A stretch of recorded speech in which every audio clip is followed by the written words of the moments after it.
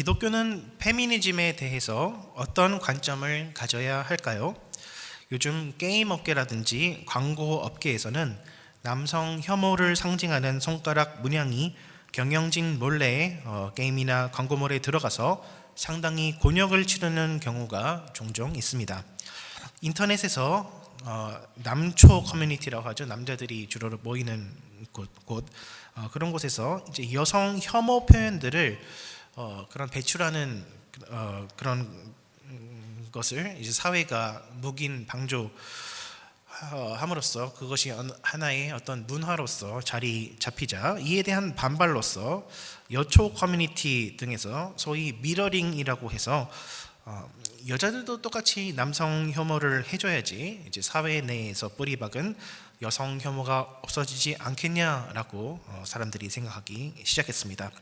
적어도 온라인상에서는 대한민국 젊은 남녀는 아주 심각한 분열 상태에 있으며 이러한 젠더 이슈를 또 무시하지 못하게 만드는 여러 가지 사건들, 사고들이 뉴스에서 종종 등장하고 있습니다. 이를테면은 데이트 폭력이라든지 젊은 여성을 향한 무차별 폭행 사건 이런 일들이 예전에 비해서 굉장히 자주 일어나는 것을 살펴볼 수 있는데요.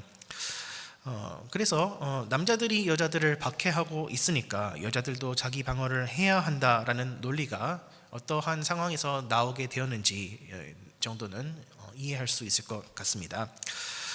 그런데 오늘 본문은 성경이 젠더 이슈에 관해서 무엇이라 얘기하는지 알려줍니다. 요약하자면은 남자와 여자 사이에는 질서와 조화가 있어야 한다라는 것입니다. 고린도 교회에서 예배를 드릴 때에 두 가지 정도가 문제되었던 것 같습니다. 우선 남자들이 기도할 때에 장발을 하고 기도한다든지 머리에 두건을 쓰고 기도한다든지 하는 일들이 일어났던 것 같고, 또 반대로 여자들은 기도할 때 머리에 두건을 쓰지 않는 현상이 있었다고 합니다. 사도 바울은 이러한 행태가 옳지 않은 것이라고 지적하고 있습니다. 성경학자마다 당시 고린도 지역의 문화적 상황이 정확히 어떠했는지에 대해서는 의견이 분분하지만 사도 바울이 이것들을 지적하게 된 몇 가지 배경에 대해서 살펴보자면요. 첫째, 머리가 길다라고 하는 것은 당시 고대 로마 사회에서 여성성의 상징이었습니다. 오늘날도 마찬가지로 남자들이 긴 머리를 하고 예배에 나오는 것이 죄송합니다. 오늘날도 마찬가지로 남자들의 그 긴 생머리라고 하는 것은 어떤 여성성의 상징이 될 수도 있죠. 제가 아는 어떤 남자분께서 머리를 자기가 길러 보니까 좀 여성스러워지는 것은 어쩔 수 없다라고 그렇게 얘기를 하더라고요. 그래서 이게 굉장히 사도 바울이 보기에는 부적절한 것이다. 당시 어떤 자료에 따르면은 이제 고대 로마 사회에서 남자가 머리를 기르는 것은 어떤 동성애 시그널을 주는 것이다. 나를 여자로 생각해달라라고 하는 그러한 문화적인 배경도 있다고 합니다. 근데 그러면 여자들은 뭐가 문제가 된 건지 살펴보시면은 여자들이 긴 생머리를 하고 예배를 드릴 때에 어떤 두건을 두르지 않고 예배를 드린다라고 하는 것은 자신의 예배 시간에 자신의 매력 발산을 하고 있는 것이라고 해서 이제 부적절하다라고 해석하는 분들이 계십니다. 예배 시간은 하나님께 온전히 집중하는 시간이 되어야지 자기의 매력 발산을 하면 안 된다. 그러므로 두건을 쓰고 나는 온전히 하나님께만 집중합니다. 이런 표시를 좀 해라. 그래서 실제로 요즘 시대에도 심지어 보수적인 기독교 교단들에서는 여성들이 머리에 두건을 쓰고 예배를 드립니다. 이제 오늘날 저희 교단에서라든지 뭐 이게 보편적으로 다행해지는 것은 아니죠. 남자들이 장발머리를 하고 온다고 해서 당신은 예배 드릴 준비가 안 됐군요. 뭐 두건을 안 쓴다고 해서 뭐 그렇게 하지는 않습니다. 또 남자들이 두건을 쓰는 경우도 있었다고 해요. 남자들이 두건을 쓰는 그 어떤 문화적인 배경을 살펴보자면은 고대 로마 사회에서 그 로마 종교 어떤 그 제우스 신을 섬기는 그런 어떤 로마 종교에서 남자들이 기도를 드릴 때에 이제 머리에 두건을 쓰고 그렇게 하는 것이 굉장히 그 종교에서는 경건하게 생각되었다라고 합니다. 그러니까 바울이 이것을 볼 때 이런 것은 뭐 도무지 기독교 사회에서라든지 일반 사회에서 행해지지 않는 것들인데 왜 이렇게 하는지 모르겠다라고 얘기하고 있는 것이죠.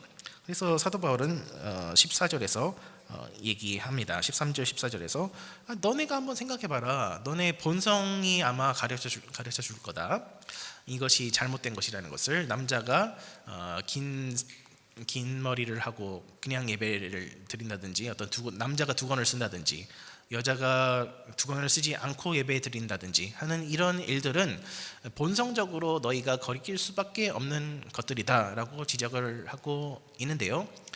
여기서 본성이라고 얘기하고 있기는 하지만 이것은 어떠한 태어날 때부터 가지게 되는 어떠한 윤리적인 도덕 의식을 뜻한다기보다는 문화적으로 형성되어서 마치 내면화되어서 마치 나의 본성이 된 것처럼 여겨지는 그러한 도덕적인 의식이라고 우리가 생각해야 할 것 같은데요. 왜냐하면은 우리가 생각하기에 남자가 긴 머리하고 예배 드린다고 해서 그것이 거리낄만 한 것인가?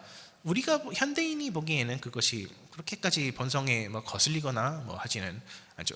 저 사람 되게 안 어울리네라고 생각할 수는 있겠지만, 근데 또 고대 그 구약 이제 오늘 본문은 신약인데 구약 본문에서 남자들이 긴 머리를 한 경우가 있는지 없는지만 살펴보시면은 될 것 같은데, 이제 오히려 구약 성경에서는 남자들이 긴 머리 하는 것을 장려하는 그런 구절들이 나와 있죠. 나시린 제도라고 하는 것은 하나님과 일정 기간 혹은 평생 동안 서약을 함으로써 몸에 삭도를 대지 않는 되게 좋은 거잖아요. 그래서 삼손 같은 경우에는 머리를 계속 기르게 되었었죠. 그래서 머리를 기른다는 것은 그것이 본성에 거슬린다라고 하는 것은 문화적으로 형성된 도덕 의식에 거슬린다. 그래서 문화적으로 거슬리는 일을 가급적이면 피해야 된다라는 그런 얘기가 될 수 있겠습니다. 마찬가지로 여성들이 두건을 쓰고 예배에 나오는 것이 어떤 정상적인 규범이었다고 한다면요, 로마 귀족 사회에서 이제 부유한 여성층들이 두건을 쓰지 않고 활보하는 그런 일들이 있었다고 합니다. 그러니까 요즘 말로 하자면은, 요즘 말도 아니지만 신여성이라고 하죠. 신여성의 특징이 무엇입니까? 자기 자신의 어떤 권리나 그런 것들을 당당하게 주장하는 것을 신여성이라고 하죠. 그래서 당시 로마 사회에서도 자신의 어떤 재력이라든지 자신의 위치를 다른 사람들한테 뽐내기 위해서 나 신여성이야, 나 남자에 꿀리지 않는 그런 파워를 가지고 있어 라고 주장하는 사람들이 있었다고 합니다. 근데 그래서 고린도 교회에서 아마도 그 여자들 중에서 이렇게 생각했던 분들이 있었던 것 같아요. 아니, 복음이라고 하는 것이 남자와 여자 모두에게 평등한 자유를 주는 것이라고 한다면은, 그러면 우리도 저 로마의 귀족들처럼 좀 신여성처럼 여성의 어떤 권리들을 당당하게 주장해야 되지 않겠느냐라고 아마 생각하는 사람들이 있었던 것으로 추정됩니다. 여기에 대해서 사도 바울은 굉장히 어려운 말씀을 보태어서 설명하는데요. 남자의 머리는 그리스도이시며 그리스도의 머리는 하나님이시므로 남자는 머리를 가려서는 안 되고, 그러나 여자의 머리는 남자이기 때문에 여자들은 머리를 가려야 된다라고 얘기하고 있습니다. 이어서 바울은 여자가 남자에게서 났으며 여자는 더구나 남자를 위해서 낳고 남자는 하나님으로부터 낳았다라는 신학적인 근거를 들어서 머리 스타일의 문제를 정리하려고 하고 있습니다. 굉장히 심오한 신학이 그 밑바탕에 깔려 있는데요. 일단 창세기 말씀을 한번 살펴봤으면 좋겠습니다. 창세기 1장 26절에서 27절에서는 남자와 여자의 관계를 성삼위 하나님과 연결시켜서 설명합니다. 혹시 준비되어 있나요? 다 같이 한번 읽으실까요? 시작.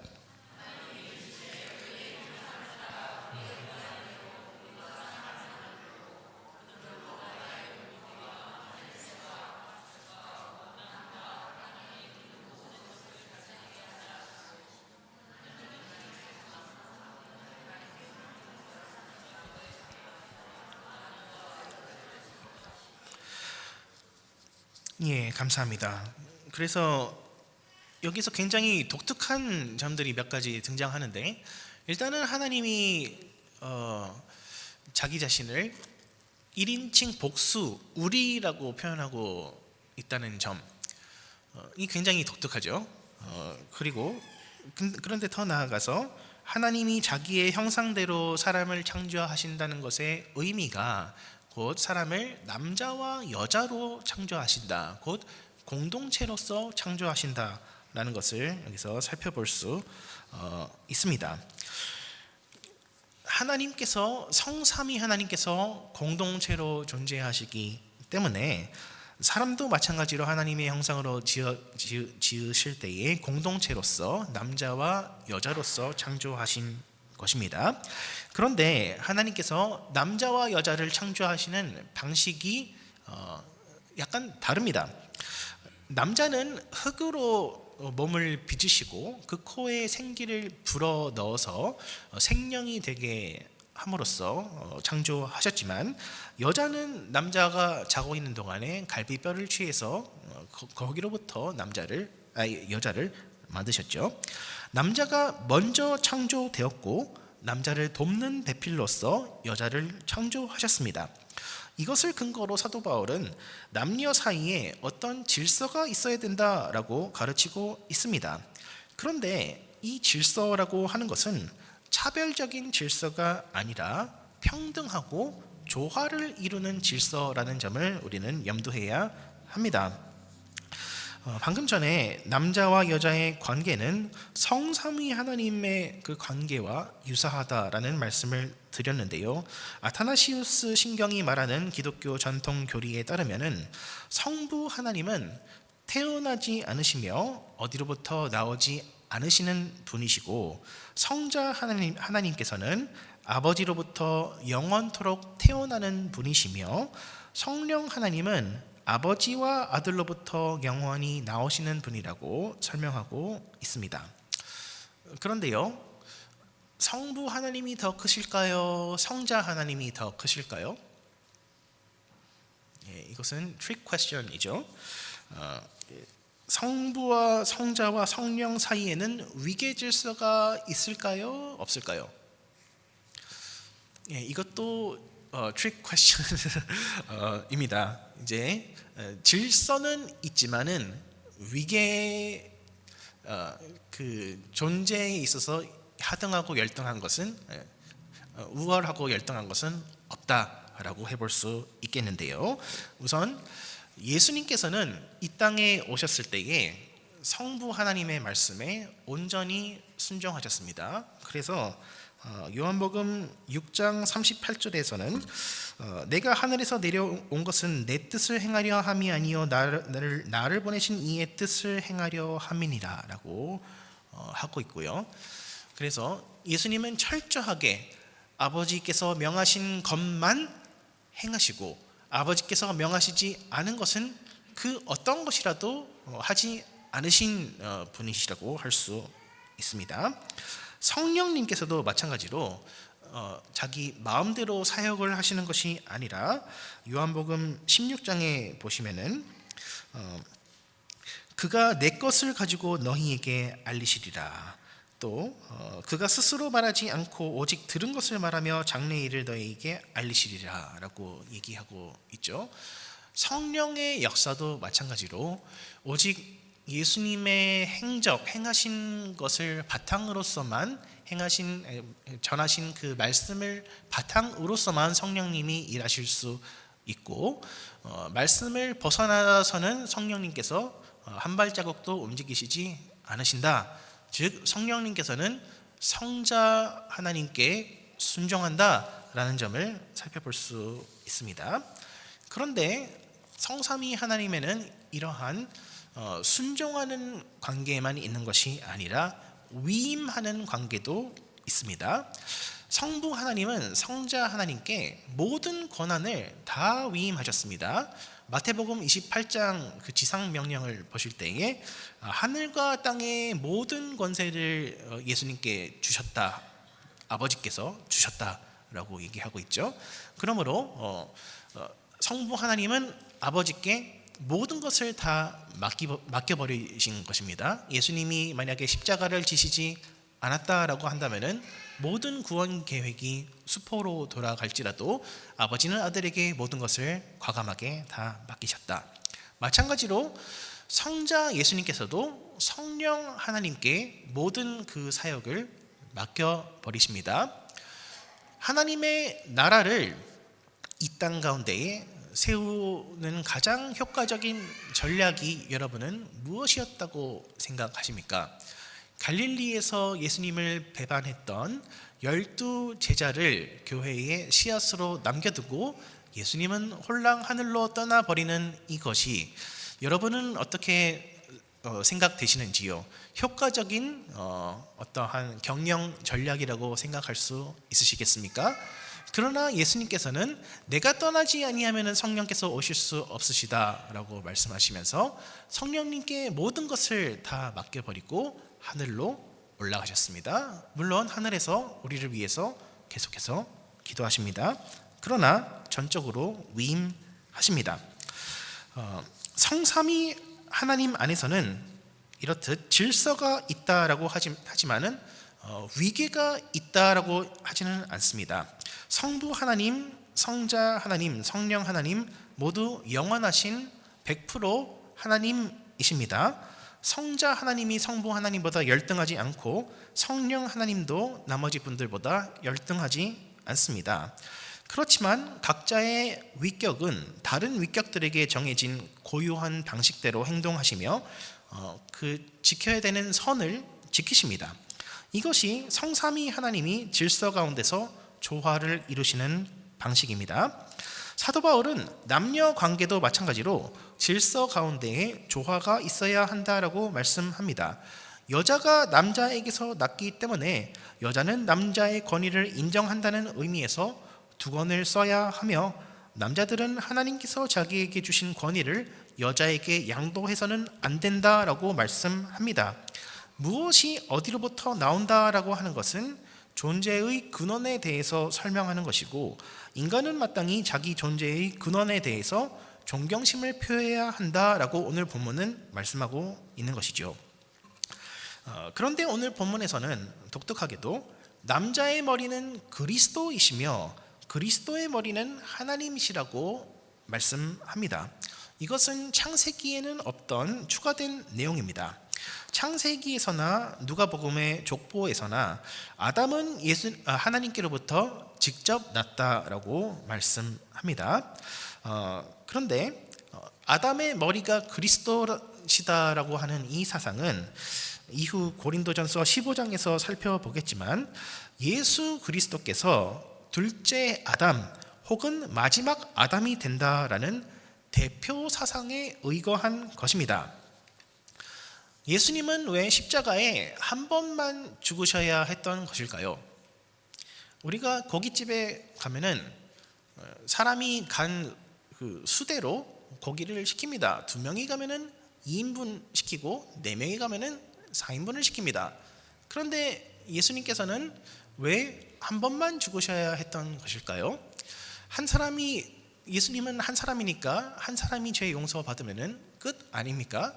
그렇게 하려면은 우리 모든 사람들을 구원하시기 위해서는 예수님이 여러 번 죽으셔야 하는 것이 아닙니까?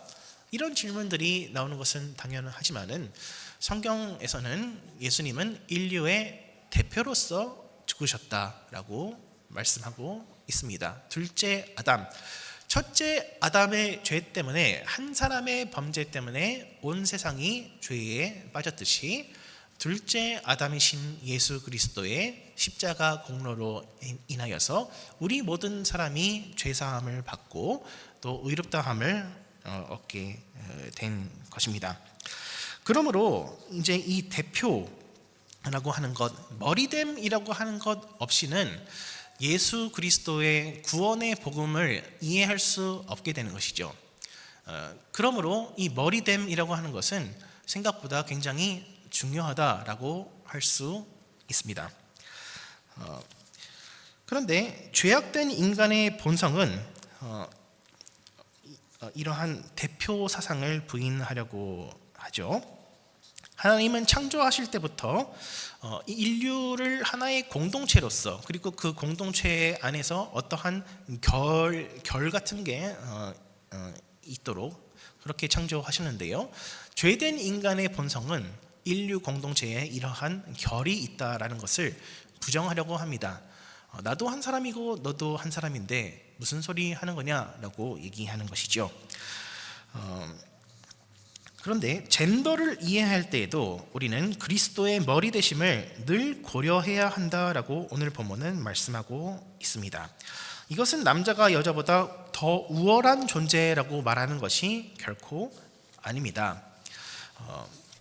성삼위 하나님 내에서 질서는 있지만은 우월하거나 열등함은 없듯이, 마찬가지로 남자와 여자 사이에는 지켜야 하는 질서는 있지만은 남자와 여자 사이에 계층 관계, 우월 관계가 있는 것은 아닙니다. 에베소서에서 아내들은 남편들에게 복종하라라고 하지만은 남편들은 아내를 위해서 죽으라라고 하고 있죠. 죽기까지 사랑하라라고 하고 있습니다. 어떤 것이 더 심한 것입니까? 그런데 오늘 본문에서도 남녀 사이의 평등을 가르치는 구절이 있습니다. 12절을 보시면요, 이렇게 되어 있습니다. 이는 여자가 남자에게서 난 것 같이 남자도 여자로 말미암아 났음이라. 그리고 모든 것은 하나님에게서 났느니라. 여자가 남자로부터 났기 때문에 여자가 남자를 존중해야 하는 것은 마땅하지만, 또 반대로 생각해 보면은 남자도 여자로부터 나지 않았느냐? 모든 남자들은 어머니의 뱃속에서 나오지 않았느냐? 그러므로 남자도 여자를 존중해야 한다. 그리고 우리 모두는 하나님께로부터 났다라고 얘기하는 것이죠.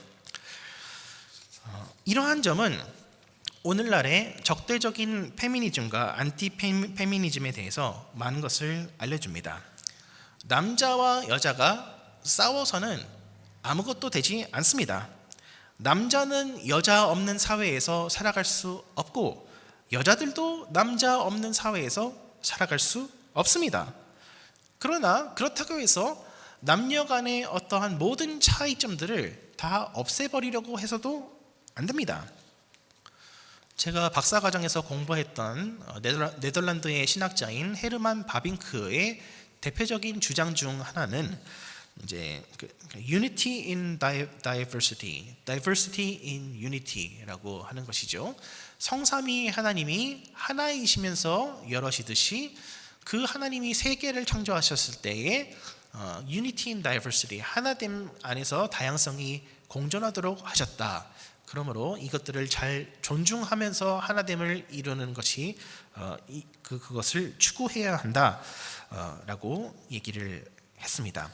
그리고 예수 그리스도의 십자가 복음이야말로 하나됨과 다양성 모두를 충족시키게 해줄 수 있습니다. 행위 구원이라고 하는 것은 나보다 못한 사람을 찾아야지만 만족을 느끼는 것입니다. 공부를 잘하는 사람은 자기보다 공부 못하는 사람을 보면서 안심을 하고, 운동을 잘하는 사람은 자기보다 운동을 못하는 사람을 보고 안심을 합니다. 그런데 공부나 운동은 많은 노력이 있어야지 이룰 수 있는 것인 반면에 노력을 하지 않아도 우월감을 느낄 수 있는 방법이 있으니 그것은 곧 자기 자신의 성별 혹은 피부색을 가지고서 사람들을 차별하는 것입니다. 아무것도 안 해도 내가 다른 사람보다 우월한 존재가 된다, 이것만큼 손쉬운 유혹은 없는 것입니다.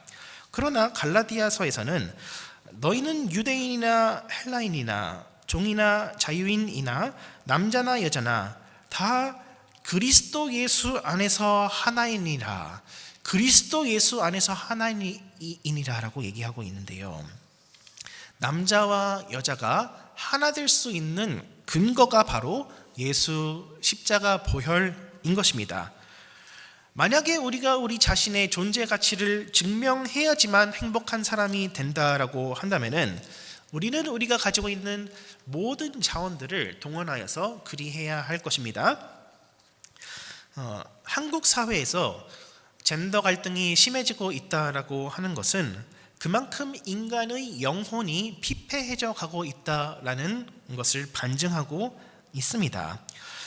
인간은 더 이상 자기가 손으로 이룬 성취물에서 보람을 느끼지 못하기 때문에 자기들이 태생적으로 가지고 있는 것들에서 우월감을 찾기 시작하는 것이고, 이것은 인류가 그만큼 정신적 자산이 고갈되었음을 보여주고 있는 것입니다. 그러나 남자와 여자가 동등하다라고 인정할 수 있는 것, 더 나아가서 남자와 여자가 서로를 존중하고 배려할 수 있는 그 이유는 우리의 구원과 행복이 이미 예수 그리스도 안에서 충만하게 주어졌기 때문입니다. 남자는 여자를 억압할 필요가 없으며 여자들도 남자들에게 미러링을 할 필요가 없게 된 것입니다. 마틴 루터 킹 목사님께서 말씀하셨죠. 어둠은 어둠을 몰아낼 수 없다. 오직 빛만이 그리할 수 있다. 증오심은 증오심을 몰아낼 수 없다. 오직 사랑만이 그리할 수 있다. 그렇다면 오늘날 교회 내에서 그리스도의 머리 되심과 남성이 여성의 머리됨을 존중한다라고 하는 것은 어떤 모습일까요? 고린도 교회에서는 남성들이 자기들의 남성성을 숨기려고 했던 반면 여성들은 오히려 자기 자신의 머리됨을 주장하려고 했습니다. 바울이 보기에 이것은 성경적인 가르침과 반대되는 것이었습니다. 나중에 살펴보게 될 고린도전서 14장에서는 더 나아가서 여성이 교회에서 공개적으로 가르치는 일을 금지하고 있는데, 이러한 구절들은 많은 보수적인 교단들에서 여성 안수를 금지하는 근거로 사용되기도 합니다. 저희 CRC 교단에서는 성경의 해석의 다양성을 인정해서 여성 직분자 안수의 문제를 노회들이 결정하라고 했습니다. 그래서 만일 이 고린도전서 말씀이 문자적으로 시행되어야 된다라고 생각하는 노회가 있으면은 여성들에게 그 노회는 안수를 주지 않습니다.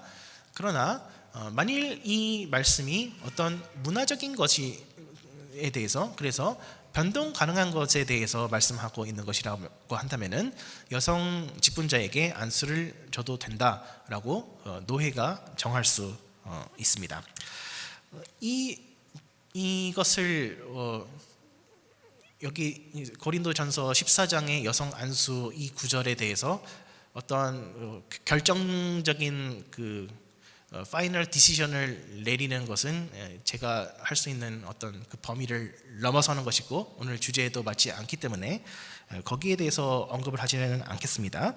그렇지만 오늘 본문에서 끌어낼 수 있는 중요한 성경적인 원리들은 다음과 같을 것입니다. 첫 번째, 복음이 문화를 변혁시키는 방법과 그 한계점들을 우리는 생각해 봐야 할 것인데요.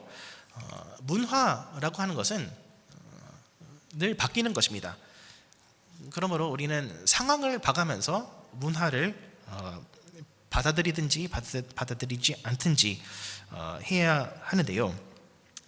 남자가 긴 머리를 가져도 되는지 아닌지는 구약 시대, 신약 시대, 그리고 오늘날의 시대 다 문화가 상황이 다릅니다.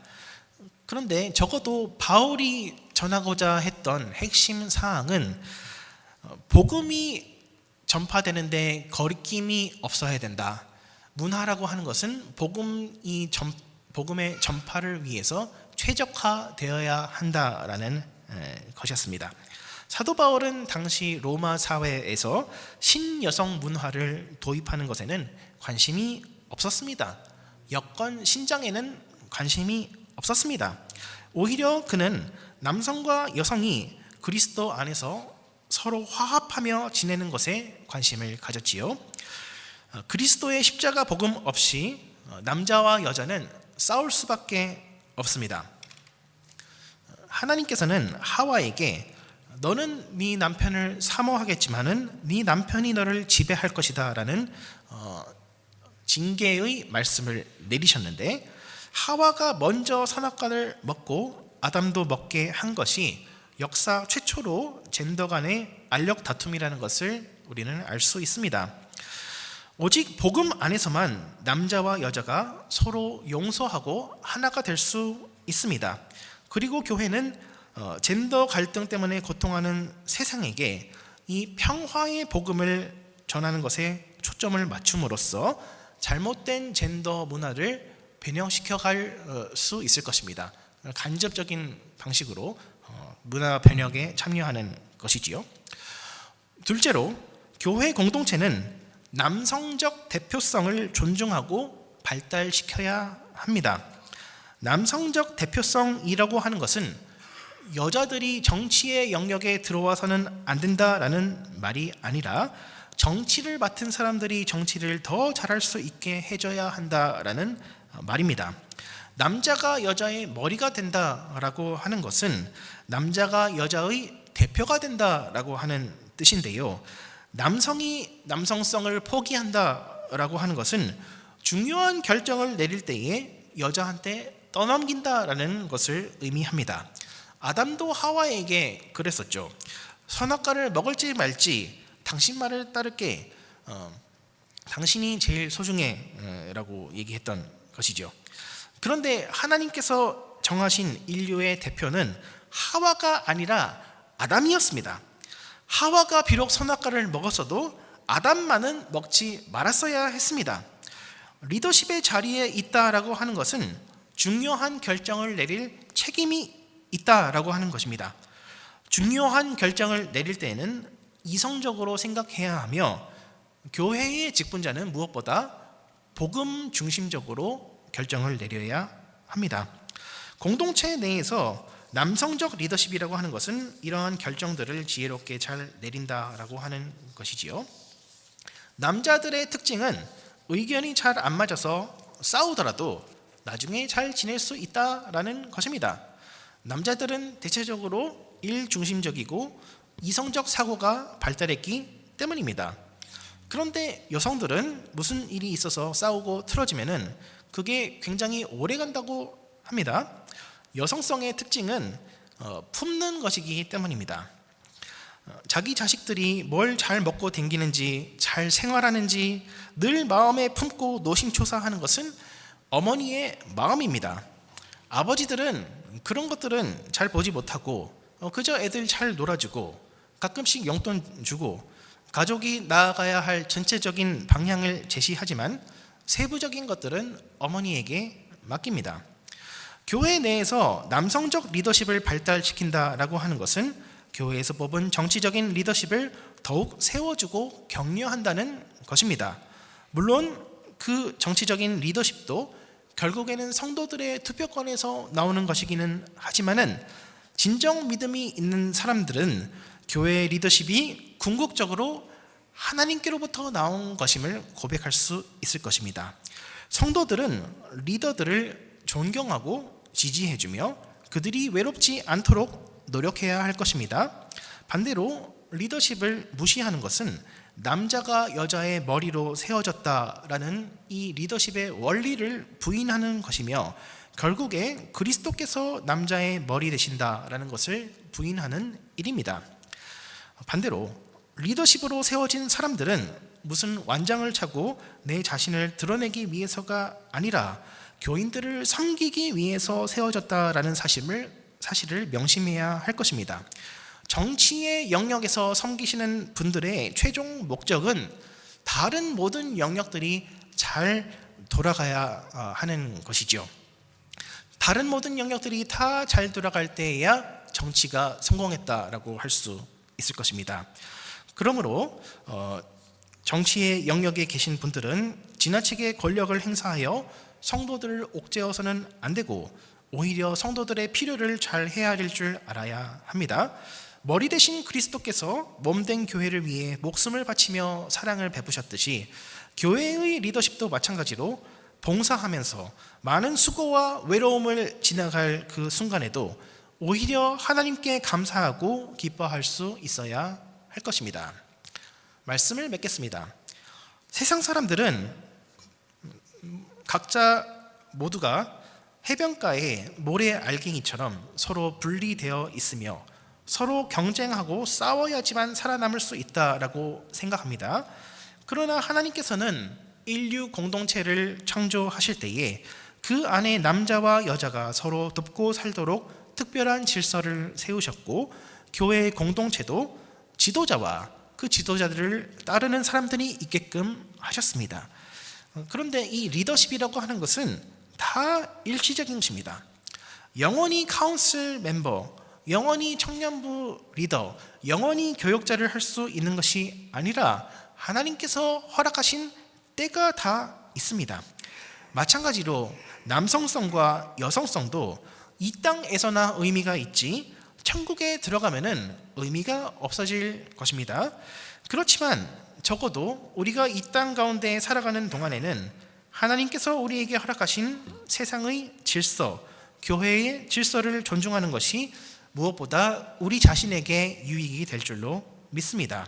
진정한 남자다움은 그가 가진 힘의 크기에 있지 아니하고 여성을 위한 희생의 크기에 있습니다. 진정한 여자다움은 남성을 유혹하여 자기 말을 듣게 만드는 데 있지 아니하고 오히려 남성을 얼마나 잘 세워주는지에 있습니다. 각자에게 주어진 부르심을 피하거나 부정하는 것이 아니라 더욱 순종하고 발전시키는 저와 여러분 되시기를 주님의 이름으로 축원합니다. 기도하겠습니다. 사랑이 많으신 하나님 아버지, 감사합니다. 우리에게 귀한 공동체를 허락하여 주셔서 무분별하게 우리의 힘대로 살아가지 않도록 하여 주시고, 주님의 주신 은혜를 따라, 공급하심을 따라 한 걸음 한 걸음 나아가게 하여 주심에 감사합니다. 하나님께서 우리에게 주신 아름다운 질서를 더욱더 잘 가꾸어 가며 조화로운 공동체를 이룰 수 있게 하여 주시옵소서. 감사드리며 예수 그리스도 이름으로 기도드리옵나이다. 아멘.